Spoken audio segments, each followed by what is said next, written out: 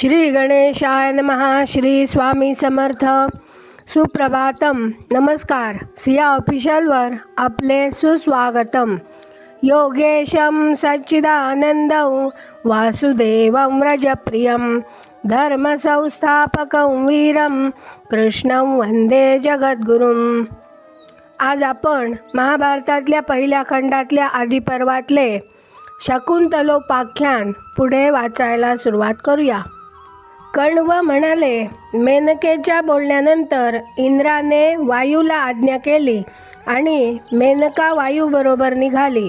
थोड्याच वेळाने तपाच्या योगाने ज्याच्या चित्तातील सारे किल्मिष दग्ध झाले होते असा विश्वामित्र ऋषी तपश्चर्येत मग्न झालेला शंकित मनाने तेथे गेलेल्या मनोहारिणी मेनकेच्या नजरेस पडला.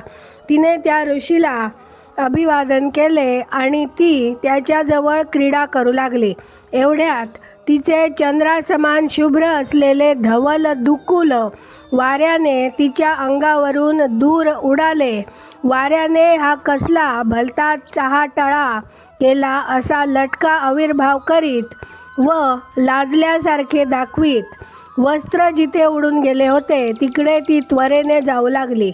अग्निसमान तेजस्वी असलेल्या विश्वामित्र ऋषी हा सारा प्रकार डोळ्यांनी पाहत होता.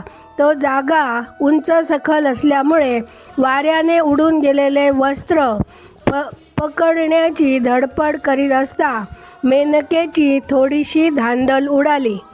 यौवनाच्या ऐन बहारात असलेल्या आणि सौंदर्याने मुसमुसणाऱ्या त्या मेनकेचे अद्वितीय अनावृत्त सौंदर्य पाहताच एवढा मोठा अग्निसमान तेजस्वी तपोधन विश्वामित्र ऋषी पण मदनाने त्याच्यावर आपला पगडा बसवला आणि तिच्या समागमासाठी तो आतुर झाला. एवढ्याने भागले नाही. त्याने तिला आपल्याकडे बोलाविले आणि त्या लावण्यवती लतिकेला देखील तीच इच्छा दिसली आणि ती दोघे त्या तपोवनात दीर्घकाल मनसोक्त रममाण झाली. एवढा दीर्घकाळ पण कसा एक दिवसासारखा नकळत निघून गेला आणि त्या समागमातून मेनकेला हिमालयाच्या पठारावर मालिनी नदीच्या तीरावर जी कन्या झाली तीच ही शकुंतला. शकुंतलेचा जन्म होताच मेनकेने तिला मालिनीच्या तीरावर सोडून दिले आणि इंद्राने नेमून दिलेले कार्य पूर्ण केल्यामुळे कृतकृत्य झालेली ती मेनका तशीच लगबगीने इंद्रभवनामध्ये गेली. सिंह आणि व्याघ्र यांच्यासारख्या क्रूर श्वापदांनी गजबजलेल्या त्या निर्जन वनात जमिनीवर पडलेली ती शकुंतला दिसताच सगळीकडून पक्षी धावत आले आणि त्यांनी तिच्यावर पाखर घातली. मांसाची चटक लागलेल्या हिंस्त्र श्वापदांनी तिला काहीही केले नाही. मेनकेच्या त्या कन्येची जोपासना केली ती शकुंतांनी म्हणजे शकुंत नावांच्या पक्ष्यांनी. कण्व पुढे म्हणाले, मालिनी नदीवर मी स्नान करण्यासाठी गेलो असता रमणीय निर्जन वनामध्ये शकुंतांनी वेढलेली जमिनीवर निजलेली कन्या मला दिसली. तिला मी आश्रमात घेऊन आलो आणि त्या दिवसापासून ती माझी मानलेली कन्या झाली. प्रत्यक्ष जन्म देणारा, प्राणदान करणारा, अन्नदान करणारा हे तिघेही आपल्या पित्याच्याच ठिकाणी असतात असा धर्मशास्त्राचा निर्णय आहे. निर्जन वनामध्ये शकुंत पक्षी त्या कन्येच्या भोवती तिच्या रक्षणासाठी बसत असत म्हणून मी तिचे नाव शकुंतला असे ठेवले. हे ऋषे, शकुंतला ही माझी कन्या आहे हे ध्यानात घे. शकुंतला देखील मला आपला पिताच समजत आहे. शकुंतला म्हणाली, ऋषीने माझ्या संबंधी चौकशी केल्यावर कण्व मुनींनी त्याला हा वृत्तांत सांगितला. राजन, मी कण्वाची कन्या आहे हे आपणास कळले असेलच. माझा प्रत्यक्ष पिता कोण आहे हे मला माहीत नसल्यामुळे कण्व मुनींनाच मी आपला पिता मानित आले आहे. माझ्या जन्माचा वृत्तांत जसा मला कळला होता तसा मी आपणास सांगितला आहे.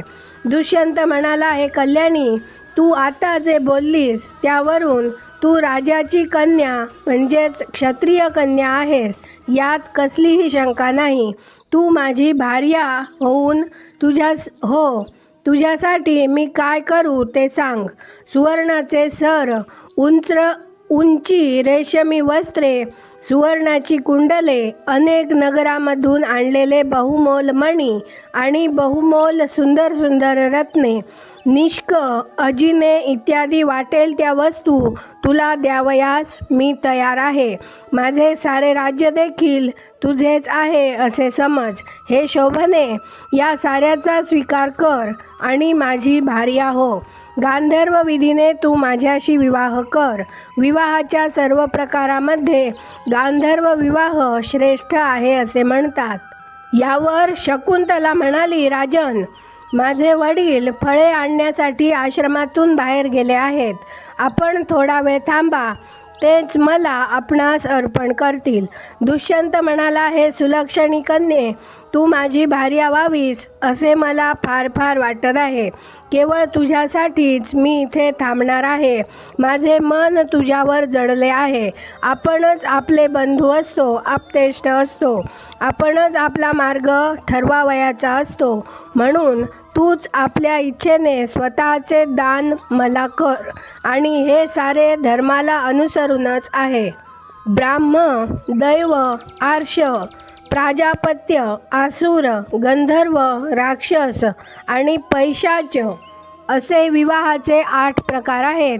यांच्यापैकी पहिला प्रकार दुसऱ्या प्रकारापेक्षा श्रेष्ठ असतो असे प्रत्यक्ष स्वयंभू मनुनेच सांगून ठेवले आहे. विवाहाच्या या 8 प्रकारांपैकी पहिले 4 ब्रह्म, दैव, आर्ष आणि प्राजापत्य ब्राह्मणाच्या बाबतीत प्रशस्त असून पहिले 2 सोडून उरलेले आर्ष, प्राजापत्य, गंधर्व, राक्षस, पैशाच आणि आसुर हे 6 प्रकार अनुक्रमे क्षत्रियाच्या बाबतीत प्रशस्त आहेत. क्षत्रियांनी राक्षस विवाह देखील करावा असे धर्मशास्त्राचे मत आहे. वैश्य शूद्रांना आसुर विवाहाची मोकळीक आहे. पहिल्या 5 प्रकारांपैकी ब्राह्म्य, दैव आणि आर्ष हे 3 प्रकार धर्म्य आहेत आणि आर्ष व आसुर हे 2 प्रकार कन्या शुल्क ग्रहणामुळे अधर्म्य आहेत असे धर्मशास्त्र सांगते. 8 प्रकारापैकी पैशाच आणि आसुर हे 2 प्रकार अगदी वर्ज्य आहेत. आता गांधर्व आणि राक्षस हे उरलेले 2 प्रकार क्षत्रियांना विहित आहेत. हे 2 विवाह विधीप्रमाणे करावेत असा धर्मशास्त्राचा निर्णय आहे.